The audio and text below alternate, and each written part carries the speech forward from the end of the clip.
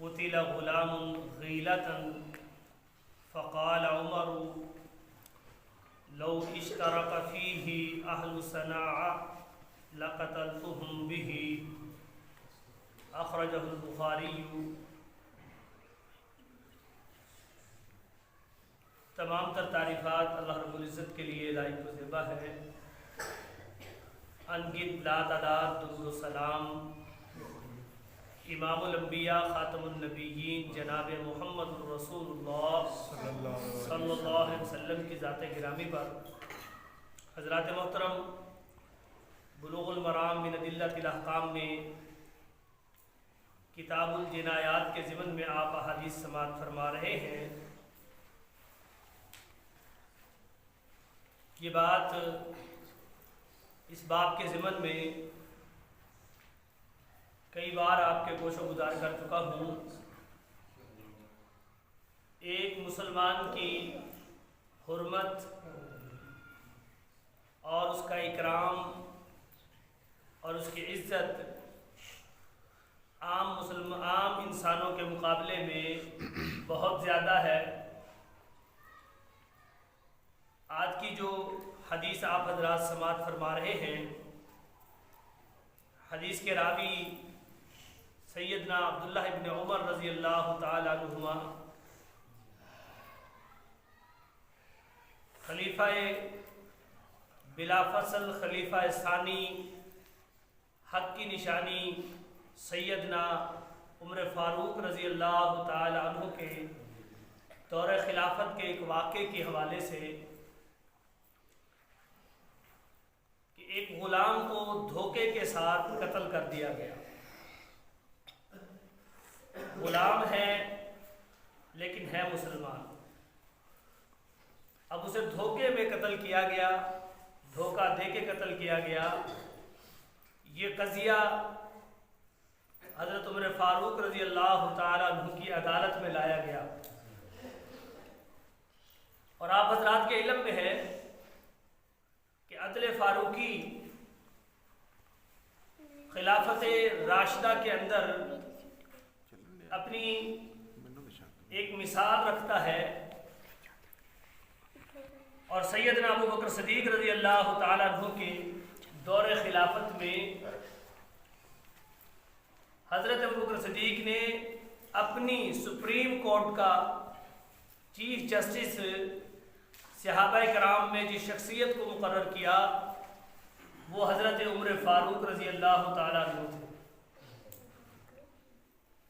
اور جب آپ قاضی القضاء بنے تو یہ بات سامنے آئی، لوگوں کے علم میں یہ بات آئی کہ حضرت عمر فاروق جو ہیں وہ قاضی القضاء ہیں، چیف جسٹس ہیں، اور ان کے پاس کوئی بھی قضیہ اگر کیا تو وہاں کوئی رعایت نہیں، وہ انصاف کے اوپر فیصلہ فرمائیں گے۔ اور اس کا نتیجہ یہ ہوا کہ عہد صدیق اکبر کے اندر کئی مہینے گزر جاتے، حضرت عمر فاروق مسجد نبوی کے اندر بیٹھتے لیکن کوئی بھی قضیہ نہیں آتا تھا۔ تو یہ ایک تو عصر حاضر کے حوالے سے بھی ہمارے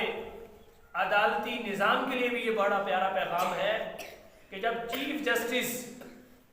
قاضی القضاء اپنے فیصلے کے اندر حق کو سامنے رکھتے ہوئے حقدار کو حق دے، اعدلوا هو اقرب للتقوی، جو ہمارے سپریم کورٹ کے باہر یہ آیا مبارکہ لکھی ہوئی ہے، اللہ تبارک و تعالیٰ کے اس فرمان کے مطابق اگر فیصلے کیے جائیں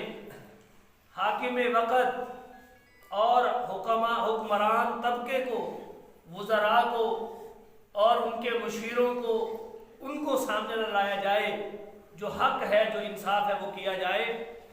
تو پھر اس سے معاشرے کے اندر خوشحالی آتی ہے۔ اور حضرت عمر فاروق کے عہد کی جو کامیابی ہے اس میں سب سے بڑی یہی تھی کہ حضرت عمر فاروق نے انصاف کا بول بالا کیا۔ آج جب یہ قضیہ آپ کی عدالت میں آیا تو عبداللہ بن عمر کہتے ہیں قتل غلام غیلۃ، ایک غلام کو قتل کر دیا گیا دھوکے کے ساتھ۔ फ़क़ाल उमर, तो हज़रत उमर फ़ारूक रज़ी अल्लाह ताला अन्हु ने इस कत्ल के होने के बाद क्या इरशाद फरमाया, और वो तारीख साज कलिमात आपके जो तारीख की किताबों पर लिखे हुए, आपने फरमाया था मेरे दौरे खिलाफत के अंदर दजला और फरात ये दो दरिया हैं, कहा इनके किनारे अगर इसके पानी के कीचड़ में अगर कोई जानवर, बकरी या कोई कुत्ता उस कीचड़ के अंदर गिर के उसकी हड्डी पसली टूट जाती है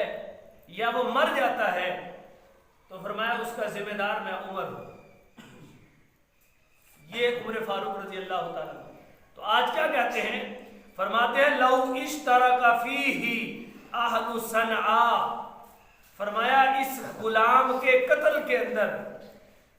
अहले सना सारा का सारा अगर शरीक होता है, मुझे पता चल जाए सना यमन का दारुल खिलाफा है आज भी, फरमाया अहलु सना सारे के सारे अहले सना वाले इस एक गुलाम के कत्ल में शरीक हैं, मुझे पता चल जाए और साबित हो जाए तो मैं उमर फारूक क्या करूंगा, लक़तलतुहुम बिही, इस कत्ल की पादाश में, इस कत्ल के वजह से मैं सारे अहले सना को के शासन कत्ल कर दूंगा। अब यह है क्यों, एक मुसलमान का खून हज़रात गिरामी कदर वो ऐसा नहीं है कि उसके मुकाबले में किसी को भी जब माफ़ी मिलती है। हमारे वतन अजीज़ में एक अमरीकी आकर हमारे 4 नहत्ते शहरियों को बिला वजह मार देता है, हमारी अदालतों पर बोझ डाला जाता है, जोर डाला जाता है और उसे जो है बरी करके भेज दिया जाता है। और एक हमारा पाकिस्तानी, नेशनलिटी तो उसकी अमेरिका की थी, लेकिन वो वहाँ पर इस्लाम की और अहले इस्लाम के हवाले से जब कुछ बातें सुनता है और दीनी गैरत की बिना पर चंद अमरीकियों को मार देता है, तो उसी को हमारे मुल्क से उठाकर सजाए मौत दे दी जाती है, जिसका नाम सैफुर रहमान था और उसको मारूफ किया गया था अहमद कांसी के नाम से। हज़रात गिरामी कदर,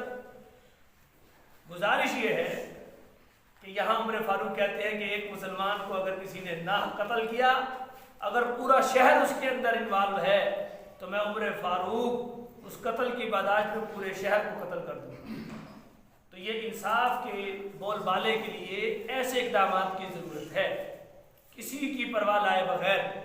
तो उसके समरात नज़र आते हैं, उसके हवाले से मुआशरा फलता है, फूलता है, हर चीज़ में बरकत पैदा होती है। अल्लाह से दुआ है कि अल्लाह तबारक व तआला